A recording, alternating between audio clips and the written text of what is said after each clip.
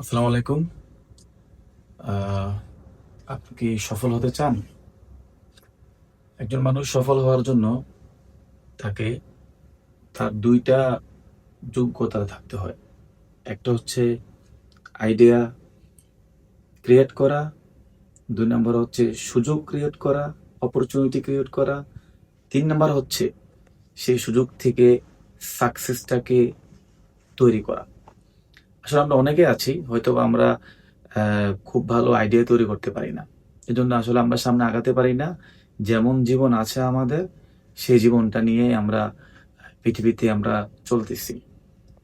আবার কেউ আছে আইডিয়া তৈরি করতে পারে, কিন্তু এই আইডিয়াটাকে সুযোগে কনভার্ট করতে পারে না, বা আইডিয়াটাকে সুযোগ বানাতে পারে না। আবার আরেক শ্রেণীর মানুষ আছে কি, তারা আইডিয়া ক্রিয়েট করতে পারে এবং কিভাবে এই আইডিয়াটাকে মানে সুযোগ হিসাবে তৈরি করতে হয় সেটাও ক্রিয়েট করতে পারে, কিন্তু সেই সুযোগ থেকে সফলতা বের করতে পারে না।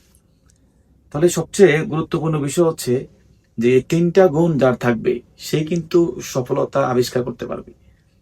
তার মানে সুযোগ তৈরি করা আর সুযোগ থেকে সফলতা তৈরি করা এক কথা না। তাহলে আপনি যখন সফল হওয়ার চিন্তা করবেন, বা নিজেকে একটু অন্যান্য উচ্চতায় নিয়ে যাওয়ার চেষ্টা করবেন, অথবা নিজের কেরিয়ারকে ডেভেলপ করার চেষ্টা করবেন, প্রথমে আপনাকে নতুন নতুন আইডিয়া আপনার এই ব্রেইন থেকে বের করতে হবে। তারপরে এই আইডিয়াটাকে বাস্তব করার জন্য আপনাকে সুযোগ খুঁজতে হবে। কিভাবে, কোন সুযোগের মাধ্যমে, কোন সুযোগটাকে ব্যবহার করে আপনি আপনার সেই আইডিয়াটাকে সাকসেস করতে পারেন। যখন আপনি সুযোগ পেয়ে যাবেন, এখন আপনার কাজ কি? কাজটা হচ্ছে সুযোগ থেকে সাকসেস বের করা। অনেকে জীবনে সুযোগ পায়, অনেক জীবনে কোটিপতি হওয়ার, ধনী হওয়ার, সফল হওয়ার, কেরিয়ার বিল্ড আপ হওয়ার সুযোগ পায়, কিন্তু এই মানুষগুলা সফল হয় না। প্রশ্ন এখানে, সুযোগ পাওয়ার পরেও, সুযোগ থাকার পরেও সে সফল হলো না কেন? সেই সুযোগ থেকে সফলতাটাকে বের করতে পারে না।